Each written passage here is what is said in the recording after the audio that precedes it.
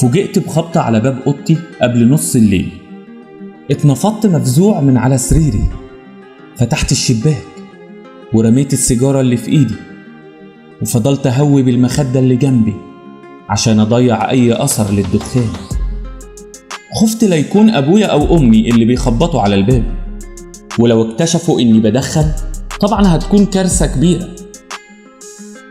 حسيت بالهدوء لما لقيت الباب انفتح ولقيت رباب الخدامة واقفة وهي بتقولي: أنا داخلة أنام يا سي أسامة، حضرتك محتاج حاجة مني قبل ما أنام؟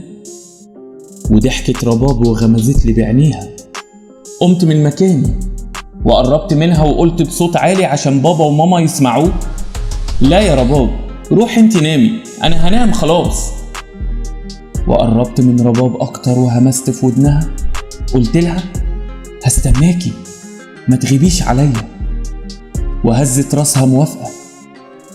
كانت جميلة قوي رباب، بنت صغيرة سمرة، رغم إنها كانت الخدامة بس كانت أجمل وأرق من بنات كتير من عائلات كبيرة شفتهم في حياتي.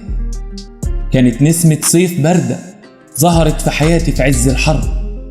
كانت ضحكة في زمن كله حزن وكآبة ودموع. حكايتي مع رباب بدأت وما انتهتش، فضلت عايشة جوايا للأبد. أم صلاح هي الست اللي ربتني، كانت بتشتغل عندنا خدامة من زمان قوي، من يوم ما اتولدت وما دخلتش بيتنا خدامة غير أم صلاح. كانت مريحة ماما قوي، شايلة كل شغل البيت والمطبخ والغسيل على دماغها، وبتقضي مشاوير البيت كلها. وشخصيتها كانت مؤثرة وكلمتها كانت مسموعة عند بابا.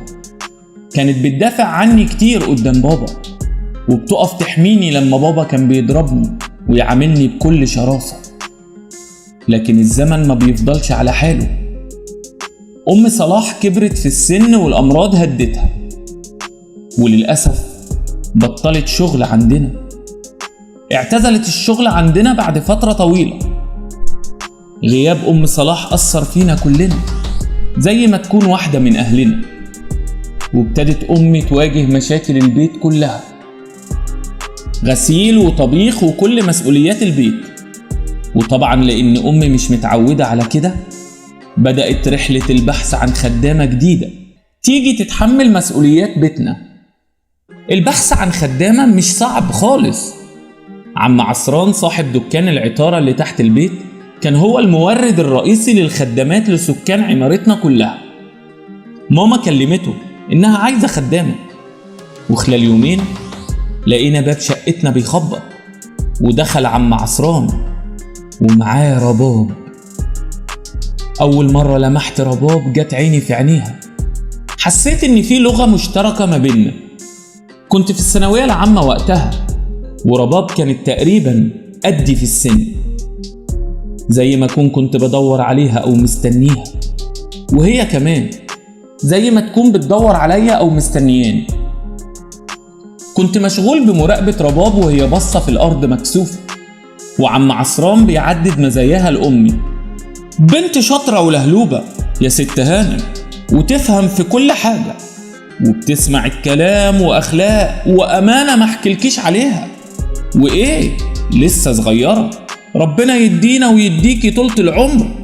وضحك عم عصران، ضحك وهو واثق من نفسه بسبب الهدية الثمينة اللي جايبها لنا البيت. رباب أخد عم عصران اللي فيه النصيب ومشي، وساب لنا رباب في البيت. رباب شعلة نشاط حولت بيتنا الجنة، نشيطة ونضيفة، وأكلها جميل ولذيذ. حتى فنجان قهوتها بابا بيحبه قوي. كنا على طول بنهزر ونضحك معاها. ماما كانت فرحانة بيها، ورباب كانت روحها حلوة، استحملت مني كمية تريقة رهيبة على كلامها ومصطلحاتها وأحيانا لبسها. فاكر لما ضحكت عليها قوي لما كانت بتقول على أنبوبة البوتاجاز بومبا، وضحكت وماما ضحكت وقلت لها: يا بنتي اسمها أنبوبة مش بومبا. بصت لي في تحدي وقالت لي: لا اسمها بومبا. وعناية جت في عينيها. نظرة طويلة مرت ما بيننا، كانت عينين رباب مليانة كلام، وكنت بقول في نفسي: لو رباب مش خدامة كان ممكن أكون حبيتها وحبتني، لأنها نموذج صارخ للبنت الجميلة الطيبة الشقية اللي يتمناها أي حد. لحد ما جه يوم اختلفت فيه نظرتي الرباب والتعامل بتاعي معاها. كان عندي ممدوح صاحبي زميلي في المدرسة، كنا قاعدين بنشرب سجاير في اوضتي. رباب كانت عارفة وبتداري علينا. كنا مفهمين الناس اللي موجودة في البيت اللي هم بابا وماما إننا بنذاكر. وخبطت رباب على الباب، كانت عاملة لنا شاي، ودخلت رباب وحطت الشاي قدامنا ومشيت. لقيت ممدوح مبرق وهو بياكلها بعينيه. قال لي: يا نهار ابيض، ده وقت تجيبوا خدامة زي دي وانت في الثانوية العامة يا عم انت. ضحكت وقلت له: طب وايه العلاقة؟ بصلي بنظرة شيطانية وقال لي: وصلت معاها لايه يا أسامة؟ بصيت له وقلت له وانا مستغرب: قصدك ايه؟ ممدوح رجع بظهره على الكرسي وقال: طول عمرك جلنف وغشيم، عارف دي لو عندي في البيت كان زماني. وسكت ممدوح. قلت له: يا عم دي بنت محترمة ومؤدبة وبتاكل عيشها في الحلال. ضحك ممدوح ضحكة عالية وميل عليا بنفس النظرة الشيطانية وقال لي: انت مسكين يا صاحبي، الصنف ده لما بيخش بيت ما بيعتقش الرجالة اللي فيه. دي زمانها كانت خاربة الدنيا في اي مكان اشتغلته قبل كده، بس حظها بقى انها جت عند واحد غشيم زيك. وضحك ممدوح. وفتح ممدوح في دماغي فكرة كبيرة كنت أتمنى إنها ما تتفتحش. ولقيت نفسي بفكر: يا ترى رباب زي ما بيقول ممدوح عليها؟ وابتديت أتغير في تحفظي في معاملة رباب. كنت بحاول ألمس إيديها لما بتناولني كوباية الشاي، وبحاول أتكلم وأهزر معاها كتير، وكنت بسمع معاها أغاني عاطفية كتير. قربنا أكتر من بعض، عينيها دايما بتشجعني في كل خطوة باخدها ناحيتها. وحبينا بعض أنا ورباب. كنت بقول لها بحبك وأشوف كيانها بيتزلزل من الكلمة. كان واضح عليها إنها بتحبني هي كمان، بتحبني في خضوع وذل، بتنفذ كل أوامري من غير مناقشة، بتحاول ترضيني بأي طريقة. لحد ما جه اليوم الموعود. بابا كان عنده عزا في الأرياف وبايت بره، وماما نايمة بدري كالعادة. خبطت رباب على باب أوضتي وفتحت الباب بدون استئذان. كنت ماسك السيجارة في إيدي، اتفزعت، اتنططت من مكاني. ضحكت رباب عليا، ضحكتها حلوة قوي. قلت لها: يخرب بيتك فجعتيني، بحسبك ماما. ضحكت تاني، قالت لي: عاوز حاجة؟ أنا داخلة أنام. وقمت من مكاني من غير ما اتكلم وقربت منها، قربت من رباب. مديت ايديا ومسكت ايديها. حلوة قوي ايدين رباب. ميلت على ايديها وبوستها، وكالعادة اتزلزل كيانها وعينيها وسعت وبان الضعف في نظراتها. انهارت مقاومتها لمجرد اني بوست ايديها وشدتها جوه اوضتي. وبدون مقاومة دخلت الأوضة وقفلت الباب وراها. وبدأت مرحلة جديدة في حياتي أنا ورباب. امتحانات الثانوية العامة قربت. الحاح من ماما وبابا إني منزلش من البيت وافضل أذاكر ليل نهار، حاجة تخنق بصراحة. كنت بستنى ماما وبابا يناموا ورباب تيجي تقولي، وانزل على القهوة أقعد مع أصحابي. ولما بابا اكتشف كده منع عني المصروف نهائيا، ما بقاش معايا فلوس خالص. طب أشتري سجاير إزاي وانزل مع أصحابي إزاي؟ كنت في حيرة كبيرة. وفي ليلة كانت مقضياها رباب في أوضتي قالت لي: ما تزعلش نفسك. وفتحت كيس الفلوس بتاعها وعطتني 50 جنيه. وفرحت قوي بالفلوس، هي من عرق الخدامة بس مش مشكلة، المهم إني أجيب سجايري وانبسط. ومرت الأيام على كده. كل شوية أقول لرباب: معكيش 50 جنيه يا رباب؟ مرة تقولي معايا 20 وأخدها منها. مسكينة رباب، بتحبني بجد، بتحاول تعمل اي حاجة عشان ترضيني، حتى لو كنت هاخد فلوسها وشقاها، وانا مش مضيع الفرصة دي. وجه ميعاد نتيجة الثانوية العامة، وطبعا سقطت زي ما هو متوقع، وبابا ضربني بالقلم على وشي، صفعة مؤلمة فظيعة.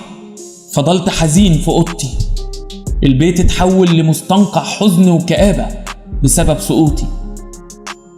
لكن بالليل دخلت عليا رباب، اخدتني في حضنها، طبطبت عليا، قالت لي ولا يهمك. طلعت من كيس فلوسها 100 جنيه كل اللي معاها، عطتهم لي، قالت لي ولا تزعل، خد هات سجاير وانزل مع اصحابك، اتفسح وافرح. واخدتهم منها. لقيتها بتهزر معايا وتقول لي بس اوعى تعرف بنات غيري يا سي أسامة. قرصت خدها بايدي وقلت لها يا بنت انت كل حياتي، انا هاين عليا امشي من هنا يا رباب، امشي من البيت خالص. ولقيت الرعب مالي عينيها من فكرة اني اسيب البيت، وقربت منها وبصيت في عينيها وقلت لها حاجة واحدة اللي مخلياني ابقى على العيشة هنا يا رباب، هي اني اكون جنبك. ووسعت عينيها، والضعف بان في كل خلية من وشها وكل ذرة من ملامحها.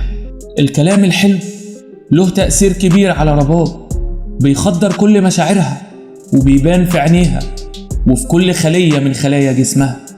وانا كنت بستغل ده وبغرقها بالكلام الحلو اللي ما بتقدرش تستحمله. صحابي عرفوني سكة الحشيش والمخدرات، والحاجات دي محتاجة مصاريف. للأسف الفلوس اللي باخدها من رباب ما بقتش مكفية متطلباتي، كان لازم مصدر فلوس جديد. أبويا كان لسه مانع عني المصروف.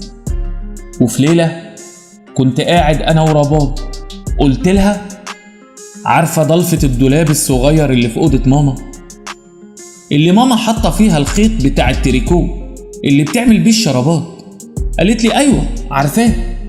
قربت منها وقلت لها جوه الدولاب في غويشة دهب مكسورة، ماما مش بتستعملها، رمياها جوه الدولاب من زمان، زمانها نسيتها أصلا.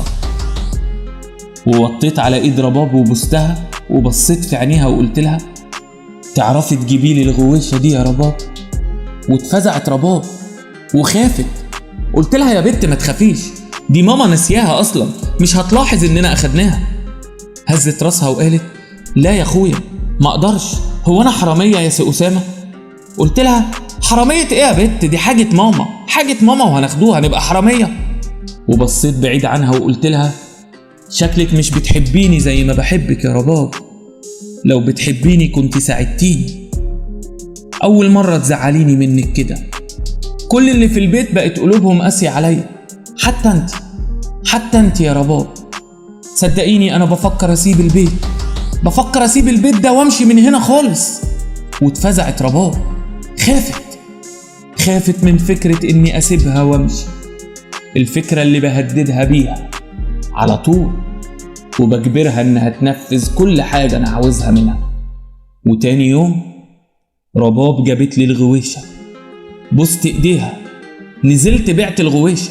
ممكن أكون بعتها بربع تمنها لكن مش مهم، المهم إني ألاقي الفلوس اللي أجيب بيها متطلباتي واحتياجاتي من المخدرات. وخلاص اتعودنا، كل يوم والتاني رباب تسرق لي حاجة جديدة من البيت عشان تثبت لي حبها ليا، وعشان تضيع من دماغي فكرة إني أسيب البيت وأمشي، وأنا أخد منها الحاجة اللي سرقتها وأبيعها وأشرب بيها مخدرات، وأشكر رباب ببوسة من إيديها أو كلمة بحبك.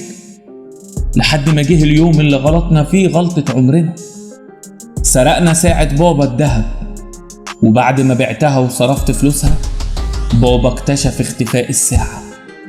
كل يوم بابا وماما كانوا بيكتشفوا اختفاء حاجة جديدة.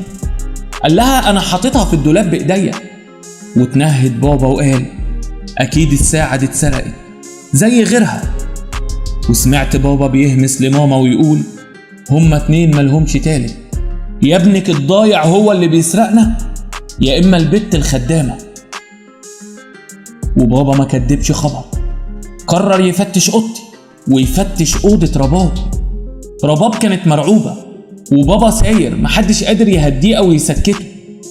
افتكرت حاجة زلزلت كياني وقلبي كان هيقف. كان في خاتم صغير بتاع ماما كنت مخبيه عندي في الدولاب، وفضل معايا في دولابي. لو بابا فتش دولابي ولقاه ممكن أضيع، ممكن يطردني بره البيت، وهروح فين ساعتها؟ وبسرعة دخلت أوضتي، أخدت الخاتم وحطيته في جيبي. كان جوه دماغي فكرة شيطانية، ومن حسن الحظ بابا بدأ بتفتيش أوضة رباب الأول قبل أوضتي. دخل الأوضة قلب عليها وطيها، وقبل ما يروح للدولاب مديت أنا إيدي قبل ما حد يشوفني وحطيت الخاتم تحت هدوم رباب، ووقفت جنب بابا وهو بيفتش في كل حاجة في أوضتها. وقلبي دق بعنف لما بابا فتح دولاب رباب وطلع الخاتم من تحت هدوم رباب، وبصلها في غيظ شديد، وضرب رباب بالقلم. ضربها على وشها ضربة رهيبة وقعتها على الأرض. وقعت رباب وبصت لي بصة كلها توسل، كانت عاوزاني أدافع عنها. لقيت بابا بيقول لماما ابعتي هاتي عصران الكلب ياخد البت الحرامية بتاعته دي. ورجع تاني وقال لي رباب فين باقي الحاجة يا بت؟ انت باقي الحاجة اللي سرقتيها فين؟ والله لاطلب لك البوليس. كل ده ورباب وقع على الأرض والدموع متحجرة في عينيها، ونفس نظرة التوسل بتبصلي بيها. وطلب بابا البوليس، وجه عم عصران اتحايل على بابا، اتحايل عليه كتير عشان يسيب البنت، عشان يسامحها. لكن للأسف بابا دماغه زي الحجر، كان مصر يعمل لها محضر سرقة ويسجنها. ماما عيطت لبابا، راحت له وقالت له خلاص سيبها يا إبراهيم، سيبها تروح لحالها. لكن بابا رفض، مفيش فايدة. بعد ما البوليس وصل عملوا محضر سرقة الرباب، أخدوها معاهم وهم ماشيين. رباب ما اتكلمتش خالص، نفس نظرة العتاب والاستعطاف والتوسل في عينيها. هربت بعيني من عينيها، ما كنتش قادر استحمل كمية العتاب والتوسل في نظراتها.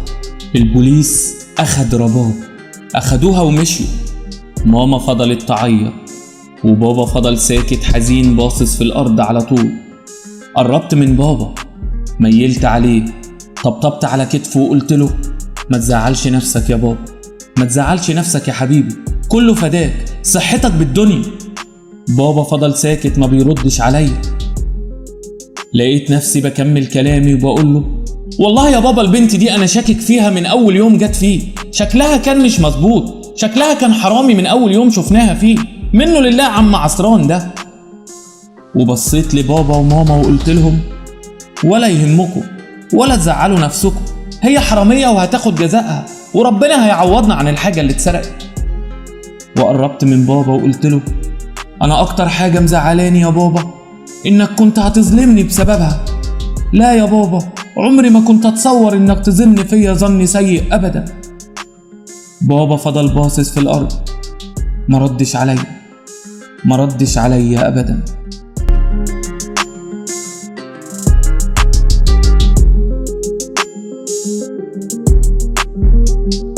ما تروحوش بعيد، القصص والحكايات ما بتخلص. لو عجبتكم فيديوهاتنا اوعوا تنسوا الاشتراك في القناة وتفعيل زر الجرس، واشوفكم على خير.